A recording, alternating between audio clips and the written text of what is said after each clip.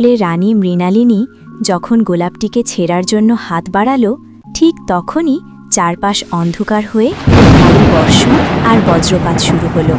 তুই আমার সৌন্দর্য কেড়ে নিয়েছিস।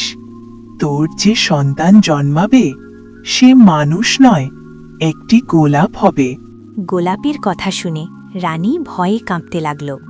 গোলাপটি আবার বলল, প্রতিদিন তোর চোখের পানিতে এই গোলাপ বাঁচিয়ে রাখতে হবে 20 বছর।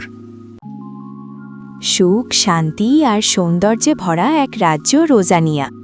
এই রাজ্যের রাজা অরিন্দম ছিল খুবই দয়ালু আর ন্যায়পরায়ণ। তার রাজ্যে ছিল না কোনো দুঃখ, না কোনো অন্যায়। কিন্তু রাজপ্রাসাদের ভেতরে লুকিয়েছিল এক ভয়ঙ্কর ভবিষ্যৎ।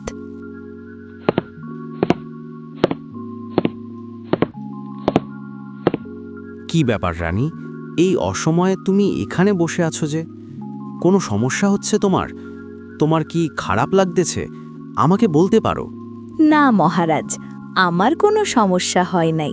রোজানিয়া রাজ্যের রাজা অরিন্দম যে আমার পাশে আছে, এখানে কোনো সমস্যা হতেই পারে না। রানী, আসলে আমি তো রাজকার্যে ব্যস্ত থাকি, তাই হয়তো সবসময় তোমার খেয়াল রাখতে পারি না। তুমি কোনো সংকোচ করো না, তোমার যখন যা ইচ্ছা করবে আমাকে জানাবে। প্রয়োজনে চাঁদটাকে তোমার পায়ের কাছে এনে দেব। এই কথা বলে রাজা অরিন্দম ও রানী মৃণালিনী দুজনে মিলে হাসতে লাগল। তাদের হাসির প্রতিধ্বনি যেন পুরো রাজপ্রাসাদে ছড়িয়ে পড়ল। রানী মৃণালিনী ছিলেন গর্ভবতী। একদিন বিকালে রানী প্রাসাদের বাগানে হাঁটছিলেন। হঠাৎ তার চোখে পড়ল অসম্ভব সুন্দর একটি লাল গোলাপ। রানী গোলাপটির কাছে গিয়ে দাঁড়াল আর অবাক হয়ে গোলাপটির দিকে তাকিয়ে থাকল। গোলাপটির সৌন্দর্য রানী মৃণালিনীকে মুগ্ধ করেছে। এত সুন্দর গোলাপ আমি জীবনেও দেখিনি। গোলাপটি সত্যি অসম্ভব সুন্দর। এই গোলাপের সৌন্দর্য আমাকে মুগ্ধ করেছে। আমি এই গোলাপকে চাই। গোলাপটিকে আমি আমার শোবার ঘরে রেখে দেব। এই বলে রানী মৃণালিনী যখন গোলাপটিকে ছেঁড়ার জন্য হাত বাড়াল, ঠিক তখনই চারপাশ অন্ধকার হয়ে ভারী বর্ষণ আর বজ্রপাত শুরু হলো। রানী মৃণালিনী যখন গোলাপটি ছিঁড়ে হাতে নিল, চারদিকে অন্ধকার নেমে এলো। ঠান্ডা হাওয়া বইতে লাগল। আর তখনই সেই গোলাপটি কথা বলল, তুই আমার সৌন্দর্য কেড়ে নিয়েছিস। তোর যে সন্তান জন্মাবে সে মানুষ নয়, একটি গোলাপ হবে। গোলাপের কথা শুনে রানী ভয়ে কাঁপতে লাগল। গোলাপটি আবার বলল, প্রতিদিন তোর চোখের পানিতে এই গোলাপ বাঁচিয়ে রাখতে হবে 20 বছর। একদিনও যদি ভুল করিস সব শেষ।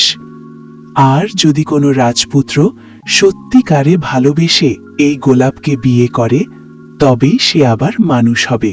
রানী চিৎকার করতে চাইলেন, কিন্তু কণ্ঠ থেকে কোনো শব্দ বের হল না, কারণ এই অভিশাপ গোপন রাখতেই হবে।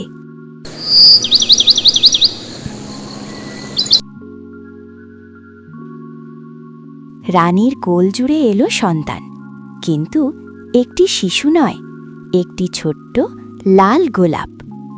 লাল গোলাপটিকে দেখে দাসী অবাক হয়ে গেল।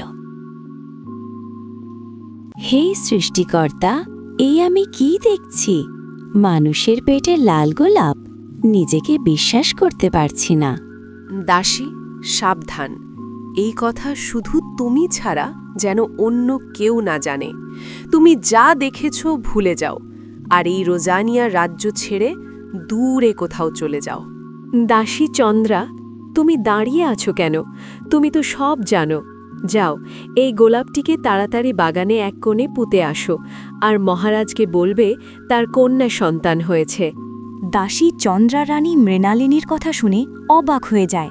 রাজাকে এত বড় মিথ্যা কথা কিভাবে বলবে? তারপর দাসী চন্দ্রা রানী মৃণালিনীর কথা মতো গোলাপটিকে নিয়ে গিয়ে রাজপ্রাসাদের বাগানের এক কোণে পুঁতে দিল। প্রতিদিন রানী লুকিয়ে কাঁদতেন। তার চোখের পানিতে বাঁচিয়ে রাখতেন সেই গোলাপকে। রাজা কিছুই জানতেন না। পুরো রাজ্য জানত রাজকন্যা অসুস্থ, দূরে রাখা হয়েছে। এভাবেই কেটে গেল 20 বছর। গোলাপটি হয়ে উঠল আরও সুন্দর, আরও রহস্যময়। কিন্তু সময় প্রায় শেষ। যদি এখনও কেউ না আসে, সব শেষ হয়ে যাবে। ধীরে ধীরে এই অপূর্ব সুন্দর গোলাপের কথা চারদিকে ছড়িয়ে পড়ে। বহু দূর দূরান্ত থেকে রাজা রাজকুমার আসে এই গোলাপকে দেখতে। যে একবার এই গোলাপকে দেখে সে প্রেমে পড়ে যায়। অনেকে গোলাপটিকে ক্রয় করতে চেয়েছিলেন। ঠিক তখনই রাজ্যে এলো এক অজানা রাজপুত্র। সে কারো কথা শুনল না। সে শুধু বলল, আমি সেই গোলাপকে দেখতে চাই, কারণ তার মনে হচ্ছিল এই গোলাপের সাথে তার কোনো অদ্ভুত সম্পর্ক আছে। যখন সে প্রথম গোলাপটিকে দেখল, সে মুগ্ধ হয়ে গেল। সে বলল, জানি না কেন, কিন্তু আমি এই গোলাপকে ভালোবেসে ফেলেছি। এই গোলাপকে আমি চাই। এই গোলাপের সৌন্দর্য আমাকে মুগ্ধ করেছে। এত স্নিগ্ধ, মনোমুগ্ধকর এই গোলাপ আমি আগে কখনো দেখিনি। রাজকুমার অরুণাভ, এই গোলাপ তুমি নিতে পারবে শুধুমাত্র একটি শর্তে। রানী, বলুন কি সেই শর্ত? আমি এই গোলাপকে পাওয়ার জন্য যে কোনো শর্ত মানতে রাজি। আপনি আপনার শর্ত বলুন। রাজকুমার অরুণাভ, তুমি কি পারবে সেই শর্ত পালন করতে? শর্তটা বেশ কঠিন, তুমি যে কিভাবে নেবে বুঝতেছি না। তবেও শর্তটা আমাকে বলতেই হবে।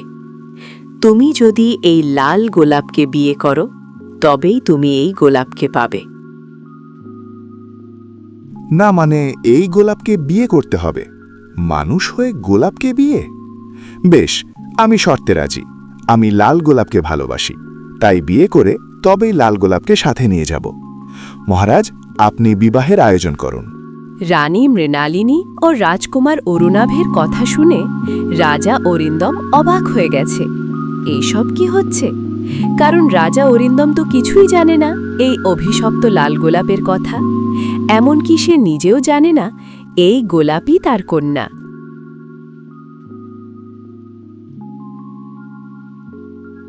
বিয়ের মুহূর্তে আকাশে বজ্রপাত হলো, বাতাস কাঁপতে লাগল, আর হঠাৎ গোলাপটি ধীরে ধীরে একটি সুন্দর রাজকন্যায় রূপ নিল। সবাই অবাক হয়ে গেল। মেয়েটি যেন অপূর্ব সুন্দরী। তারপর ধীরে ধীরে সব ঠিক হয়ে গেল। আকাশে বজ্রপাত ও বর্ষণ থেমে গেল। এ বর্ষণ যেন রাজকুমারীর অভিশাপ ধুয়ে নিয়ে গেল। রাজকুমার অরুণাভ, তোমার কাছে আমি চিরকৃতজ্ঞ। তুমি যদি লাল গোলাপকে বিয়ে না করতে, তাহলে আমি হয়তো কোনোদিন মানুষ হতে পারতাম না। মা, সৃষ্টিকর্তা আমাকে পৃথিবীতে পাঠিয়েছে একবার, কিন্তু তুমি আমার সেই মা যে আমাকে 2 বার জন্ম দিয়েছ। এই অভিশপ্ত লাল গোলাপকে নিজের চোখের জলে বাঁচিয়ে রেখেছ 20 বছর।